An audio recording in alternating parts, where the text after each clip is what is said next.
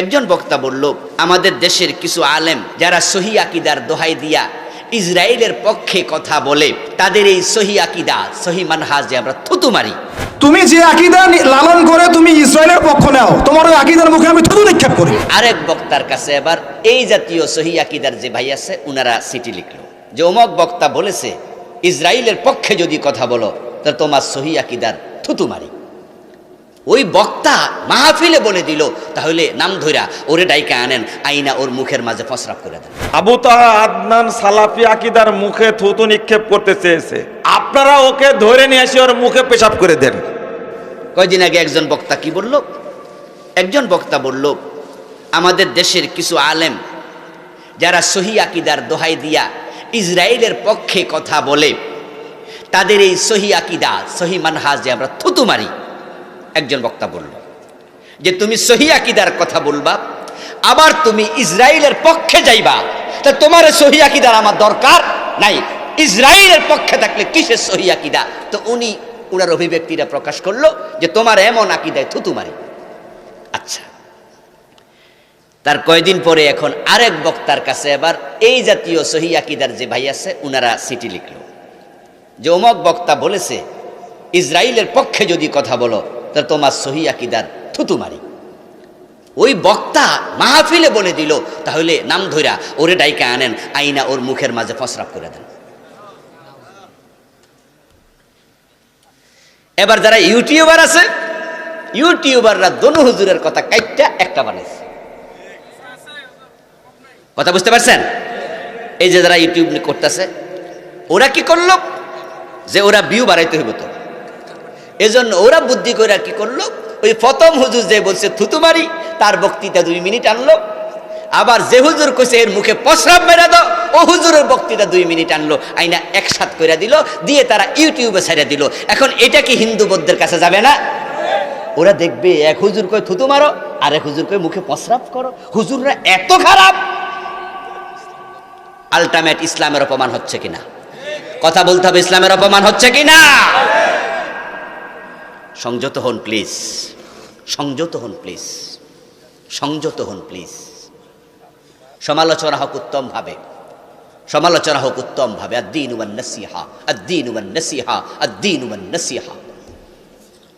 মুহাম্মাদুর রাসূলুল্লাহ ওয়াল্লাযীনা মা'হু আশিদ্দাউ আলাল কুফফারি রুহামাউ বাইনাহুম।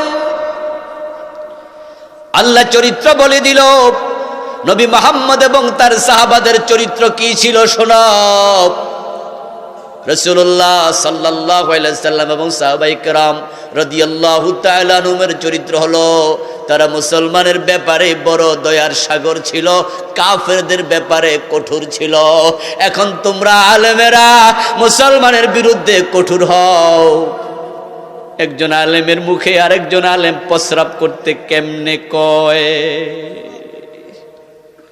ও বেটা কিন্তু প্রথমজন কিন্তু কোনো ব্যক্তির নাম বলে নাই, ইঙ্গিত করে কাউকে বলেছে। আর এই হুজুর নাম ধইরা তারপর একজন ব্যক্তি রেকর্ড ডাইকা প্রস্রাব করে দিল। আমার প্রিয় ভাইরা, কুফরি যদি আপনি করেন ঈমান শেষ হয়ে যাবে। এখন শয়তান কুফরি করলো একটা, কিন্তু সে গাদ্দারি করলো, তাওবা করলো না। কাদিয়ানীদেরকে আমরা বুঝাইলাম বিশ্ব নবীকে শেষ নবী মানো। আপনার একটু আওয়াজ দিয়ে বলুন তো, তারা যদি তাওবা করে প্রিয় নবীকে শেষ নবী মানে, তারাও মুসলমান হবে কিনা? কিন্তু তারা কি তাওবা করে বিশ্ব নবীকে শেষ নবী মানলো? তো তারাও তো গোরামি করলো, তাই তাদের ঈমানটাও চলে গেল। আর আদম হাওয়া আল্লাহর একটা আদেশ মানে নাই, কিন্তু কাদিয়ানির মতো গোরামিও করে নাই, ইবলিসের মতো গাদ্দারি করে নাই। দুইজনে আল্লাহর কাছে তাওবা করেছে। তাওবা করলে ঈমান যাবে না। এখন বাংলাদেশে চোরের হাত কাটলেন না, ডাকাত শুলে দিলেন না, জেনা করলে পাথর মারলেন না, মদ পান করলে 80 বেত লাগাইলেন না। আল্লাহ বলেছে আলাহুল খালকু ওয়াল আমরু, সাবধান সৃষ্টি যার, আইন মানবা শুধু তার। আল্লাহর আইনে দেশ চালাইলেন না, আপনারাও গাদ্দারি করতেছেন। আমরা বুঝাইলো বুঝ মানেন না, আল্লাহর আইনে দেশ সমাজ চালান না, আদালত চালান না। উল্টা চান্স পাইলে আল্লাহর আইনের পক্ষে যারা কথা বলে তাদেরকে জেলখানার কয়েদি বানায়া দেয়। আপনাদের ইমানটা কেমনে থাকবে?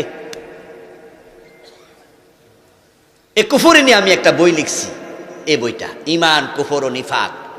কুফরি হয় 56 কারণে, আমার গবেষণা থেকে আমি এই বইতে লিখেছি। তো যারা কুফরি থেকে বাঁচতে চান, বিভিন্ন রাইটারের লেখা আছে কুফর নিয়ে, আমারটাই পড়তে হবে জরুরি না, পড়বেন। ইসলামের মৌলিক এলেম শিক্ষা করা নফল না ফরজ? তলাবুল ইলমি ফারিদা আলা কুল্লি মুসলিম, মৌলিক এলেমগুলো শিখতে হবে।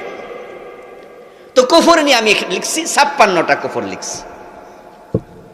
এবার আপনি পড়ে পড়ে ভাববেন যে আমার ভিতরে আছে কি, এটা আমি করি কি? যদি আমি করি, এখনো তাওবার সুযোগ আছে। মৃত্যুর গড়গড়া শুরু হওয়ার আগ পর্যন্ত তাওবা কবুল হবে। আপনি ফিরে আসেন, আবার কালেমা পড়ুন। জাদ্দিদু ঈমানাকুম বিকাউলি লা ইলাহা ইল্লাল্লাহ। ঈমান তাসদীদ করুন। শিরিক থাকলে ঈমান থাকবে না। শিরিক নিয়ে বইটা লিখেছি, ছোট্ট বই, অনেক আগে লিখেছি।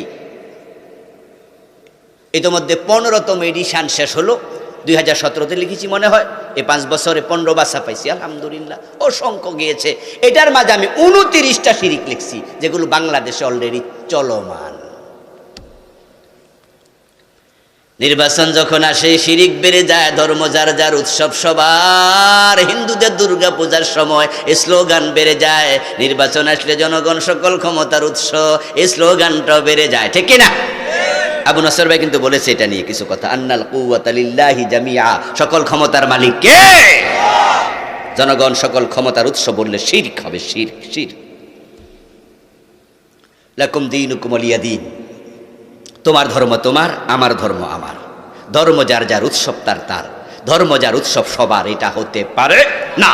হিন্দুদের দুর্গা পূজা তাদের উৎসব, এটা মুসলমানের উৎসব হতে পারে না। আল্লাহর কোরআনের বিরুদ্ধাচরণ করবে, ঈমান শেষ। যে এলাকায় মাজার আছে, ওই এলাকায় শিরকের বাজার মিলে যায়। মাজারে মানত করা শিরিক, মাজারের নামে কসম করা শিরিক, মাজারে গিয়ে চাওয়া শিরিক, মাজারে সেজদা দেয়া শিরিক। হক্কানি ফির আর বেহক্কানি ফির নাই, মাজার আসলেই শিরিক। কারণ যেখানে সেজদা দেয় না, যেখানে কেউ চায় না, সেখানেও ঠিকই মোমবাতি মানত করে। মাজার ফাইলে মহিলারা বিশেষ করে বলে যে মুরগির ঠ্যাং ভাঙ্গা গেছে, তো পেঁচে পইরা মুরগির গেছে ঠ্যাং ভাঙ্গা। ওই মহিলা কয়ে দিছে, হ্যাঁ মুরগির ঠ্যাং যদি বালা হয়, ল্যাংটা পীরের মাজারে 10টা মোমবাতি। শাহজালাল রহমতুল্লাহ আলাই হক্কানি ফির না? কথা বলেন। শাহপরান কি হক্কানি ফির না? আমার সব সাক্ষী, শাহপরান রহমতুল্লাহ আলের মাজারে সেজদা চলছে, আমি নিজে দেখেছি, সেজদা দিচ্ছি। আর শাহজালালের মাজারে গিয়ে দেখবেন যে মোমবাতির দোকান কারে কয়, ওরে বাবা লাইন দূরে আছে। এক মোমবাতি 3 বার বেছে, আরো বেশি বেছে, কারণ সবাই দেয়। এই খাদেমরা আবার বেচালা দোকানদারের কাছে, এত মোমবাতি জ্বালাইবো কমিয়া, কারেন্টে তো যায় না হিয়ানে। তো আপনারা যারা দিলেন মোমবাতি, এরা সব স্তূপ কইরা রাত যখন 2:30-3টা বাজে লোক কইমা যায়, বস্তাত বইরা নিয়ে দোকানদারের কাছে বেচালায়। দোকানদার অর্ধেক দামে কিনা, এরা আবার পুরা দামে বেচে। খাদেমও লাভ, দোকানদারও লাভ। মাছকে ধরা খাইলো কেডা? পাবলিক, ব্যাককল পাবলিক, ঠিক না ঠিক? আমাদের গোলাপ শাহ রহমতুল্লাহ আলাইহির মাজার আছে, রহমতুল্লাহ আলাইহি দোয়া করছি, হসনুল জান্নাহ মিন হসনিল ইবাদা। উনার ব্যাপারে আমি জানি না উনি কেমন মানুষ ছিলেন, ধরে নিলাম ভালো মানুষ। উনার রওজা, উনার মাজারে চারপাশে এসএস দিয়া শক্ত কইরা গিরিল বানাই দিছে। গুলিস্তান মোড়ে দেখবেন এত মোড়া ভাই, এক একটা ইয়া। এর মাঝেও পাবলিক সিফা দিয়া 500 টাকার নোট দিয়ে দেয়, 1000 টাকার নোট বইরা থাকে, এরকম বইরা থাকে। দেখবেন যে অভাব নাই। কিছুদিন আগে এই সিজন, সম্ভবত এই সিজনে একবার শুরুতে অক্টোবরে সম্ভবত, যেটুকু মনে পড়ে, আমি যাচ্ছিলাম ব্রাহ্মণবাড়িয়া মাহফিল করার জন্য। ওখান থেকে যাওয়ার সময় কেল্লা শাহর মাজার পাইলাম, আখাউড়া নাকি? আচ্ছা, তো আমি ড্রাইভার সাহেবরে বললাম যে মাজারে কোনোদিন আসি নাই, একটু দেখি না। হাতে সময় ছিল, গাড়ি ঢুকাও। তো গাড়ি ঢুকাইলো, গেলাম। গিয়ে দেখি ভাইরে ভাই, বিশাল একটা গাড়ি, গামলা। ওই যে গরুরে ইয়ে খাওয়ায় না, মার খাওয়ায় না, এগুলা পানি খাওয়ানোর জন্য কি করেন আপনারা? গামলা, গামলা। এত বড় গামলা, আপনি ঢুকলে উঠতে পারবেন না। এবং গামলার উপরে আছে লোহার বেড়া, এরকম গোল করে লোহা দিয়ে বেড়া বানাইছে। তা আমি জিজ্ঞাসা করলাম যে কিরে ভাই, ওখানকার একজন লোক আসছে আমাকে রিসিভ করার জন্য মোটরসাইকেল নিয়ে, কয়েকজনই আসছে, তো ওরাও সাথে ছিল। বললাম যে এটা কি জিনিস? বলল হুজুর, যখন উরুস চলে এই যে বিশাল গামলা, আমার মনে হয় যদি 2 টাকার নোটও দেয় তাও কয় লাখ যে হয় আল্লাহ জানে। বলল যে সবটা ভরে যায়, প্রতিদিন সাফ করা লাগে, বস্তা ভরে নেওয়া লাগে। আমার প্রিয় ভাই, আপনার কাছে প্রশ্ন, এই যে গোলাপ শাহর মাজারে টাকা দিলেন, কেল্লা শাহর মাজারে টাকা দিলেন, 1000 টাকা, লক্ষ টাকা দিলেন, গোলাপ শাহ কয় % পাইল? কেল্লা বাবা কয় টাকা পাইল? তা আপনি দিলেন কারে, খাইল কেডা? এরপরও যারা দেয় তাদেরকে ব্যাককল বলা দরকার আছে না নাই? যারা শিরিক করে তাদের ঈমান থাকবে না। 29টা শিরিক লিখেছি, ছোট্ট বই, যাওয়ার সময় নিয়ে যাবেন, স্টেজে পাবেন ইনশাআল্লাহ। ঈমান নিয়ে মরবেন, নেকামল নিয়ে মরবেন। ঈমান কারে কয়, নেকামল কারে কয় সেটাও শিখবেন, জানবেন, জান্নাতি হয়ে যাবেন। আজকে যে 2টা বললাম, ওই 2টাকে লালন করি, শিরিক এবং কুফর থেকে। আল্লাহর কাছে আশ্রয় চাই, আল্লাহ তুমি আমাদেরকে যাবতীয় শিরক থেকে, কুফর থেকে হেফাজত করো, বলেন আমিন।